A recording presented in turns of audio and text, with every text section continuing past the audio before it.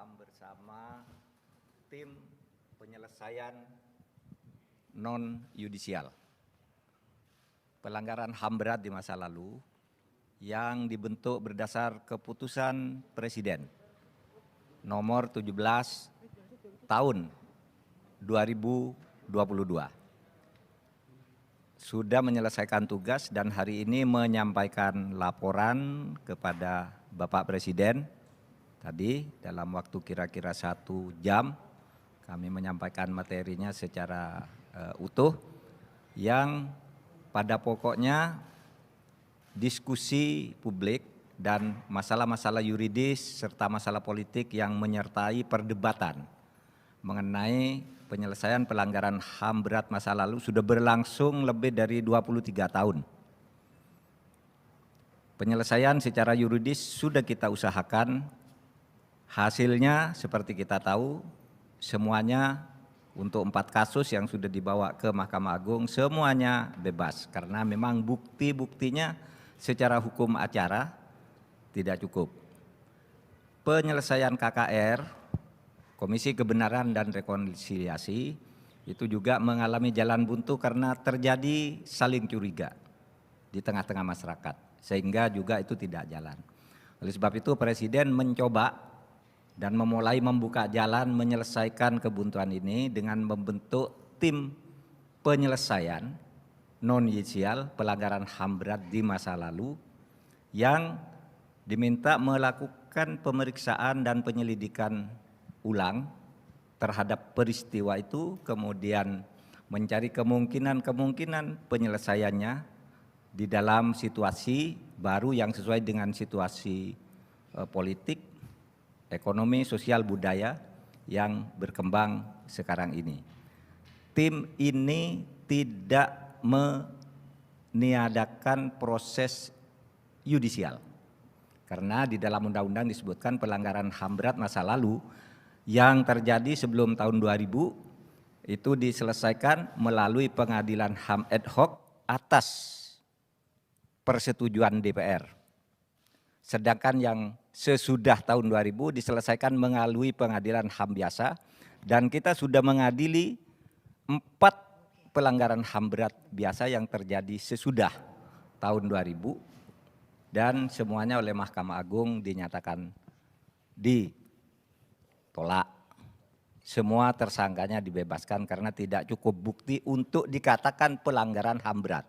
Bahwa itu kejahatan iya, tapi bukan pelanggaran HAM berat karena itu berbeda. Dan kalau kejahatannya semuanya sudah diproses secara hukum. Tapi yang dikatakan pelanggaran HAM beratnya itu memang tidak cukup bukti.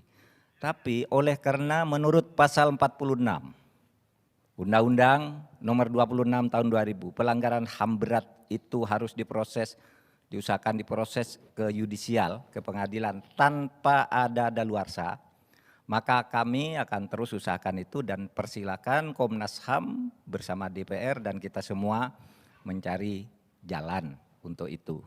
Jadi tim ini tidak menutup dan mengalihkan penyelesaian yudisial menjadi penyelesaian non-yudisial. Bukan, yang yudisial silakan jalan. Yang kedua, isu yang dulu rame, misalnya masalah peristiwa 65. Ada yang menuding itu untuk menghidupkan lagi komunisme dan sebagainya, itu tidak benar. Karena berdasar hasil tim ini, justru yang harus disantuni bukan hanya korban-korban dari pihak PKI, tetapi juga direkomendasikan korban kejahatan yang muncul di saat itu termasuk para ulama dan keturunannya. Tidak benar juga ini misalnya mau memberi angin kepada lawan Islam karena dukun santet di Banyuwangi itu yang akan diselesaikan dan disantuni oleh atas rekomendasi tim PPHAM ini semuanya ulama. Di Aceh itu semuanya Islam. Kenapa harus dikatakan bahwa ini untuk mendiskreditkan Islam untuk memberi angin kepada PKI? Itu sama sekali tidak benar karena soal PKI itu sudah ada TAP MPR-nya. Kami sudah sampaikan itu semua tadi kepada Bapak Presiden, rekomendasi sosial, politik, ekonomi, termasuk pendidikan HAM kepada keluarga besar TNI dan ABRI juga sudah dan Polri juga sudah disampaikan. Nah, untuk ini kami ingin menyampaikan laporan resmi ini kepada Bapak Presiden, yang nanti untuk selanjutnya Bapak Presiden akan memberikan pernyataan terbuka kepada kita semua. Terima kasih. Assalamualaikum warahmatullahi wabarakatuh. Bapak Presiden, ini naskah yang tadi kita diskusikan. Mau dibuka?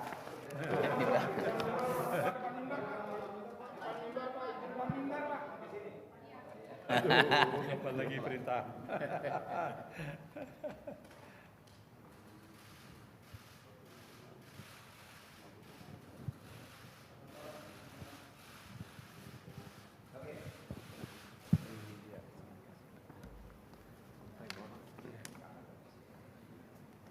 Monggo Bapak.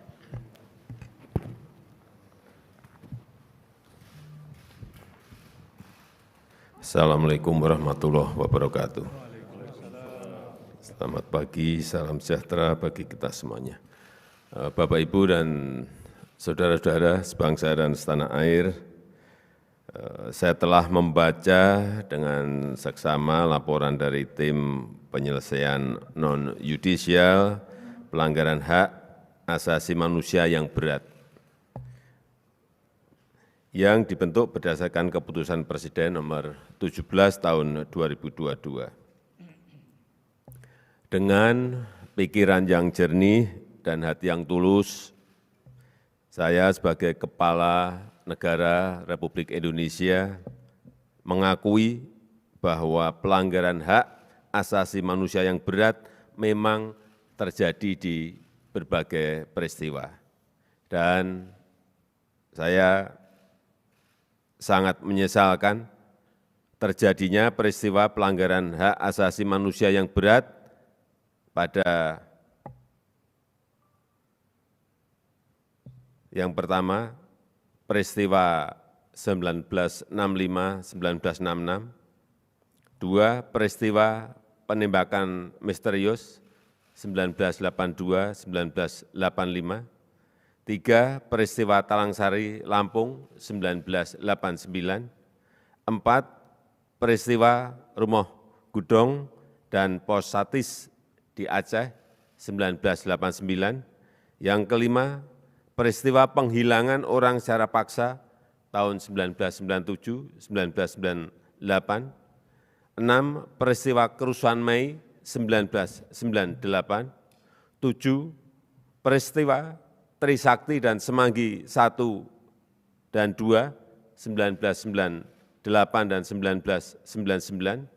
8, peristiwa pembunuhan Dukun Santet 1998-1999. 9, peristiwa Simpang KKA di Aceh tahun 1999. 10, peristiwa Wasior di Papua 2001-2002, 11 peristiwa Wamena, Papua di 2003, dan 12 peristiwa Jambu Kapok di Aceh tahun 2023. Saya menaruh simpati dan empati yang mendalam kepada para korban dan keluarga korban. Oleh karena itu, yang pertama, saya dan pemerintah berusaha untuk memulihkan hak-hak para korban secara adil dan bijaksana tanpa menegasikan penyelesaian yudisial. Yang kedua, saya dan pemerintah berupaya sungguh-sungguh agar pelanggaran hak asasi manusia yang berat tidak akan terjadi lagi di Indonesia pada masa yang akan datang. Dan saya minta kepada Menteri Koordinator Politik, Hukum, dan Keamanan, Menko Polhukam, untuk mengawal upaya-upaya konkret pemerintah agar dua hal tersebut bisa terlaksana dengan baik. Semoga upaya ini menjadi langkah yang berarti bagi pemulihan luka sesama anak bangsa, guna memperkuat kerukunan nasional kita dalam Negara Kesatuan Republik Indonesia. Saya rasa itu yang ingin saya sampaikan. Assalamualaikum warahmatullahi wabarakatuh.